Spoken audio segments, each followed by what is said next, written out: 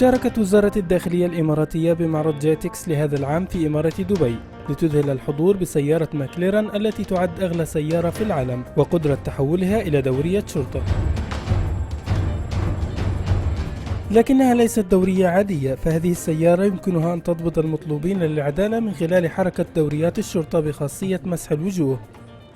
ما بيقول بس أنها الأغلى في العالم، لكن أيضا مجهزة ببعض الأنظمة الذكية. الفيلم اللي تم عرضه ويتكلم عن استخدام تقنيات التعرف على بصمة الوجه، التعرف على لوحات المركبات المطلوبة وغيرها بعملية آلية مؤتمتة مع التمكين من الإنذار الآلي.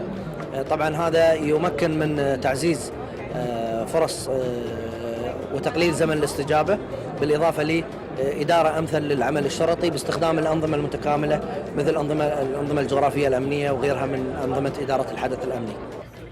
وكما تقوم التكنولوجيا بتحسين حياة الأفراد، فإنها تهدف أيضا إلى التركيز على تحسين الخدمات التي توفرها الدوائر الحكومية لهم. العديد من الخدمات تهدف لتسهيل حياة المتعامل، مثال تجديد المركبة، تجديد رخص القيادة، تحديد موعد، طلب خدمات معينة. أيضا منظومة 24/7 الخاصة بالدفاع المدني تمكن من الإنذار الذكي والإبلاغ المبكر في حالة وجود لا قدر الله تهديدات حرائق أو غيرها. ومن هنا يأتي دور المستخدم ومدى وعيه وإدراكه لأهمية هذا النوع من الخدمات، تجربته لهذا النوع من الخدمات ومشاركته في بحث فرص تطويرها أو تحسينها.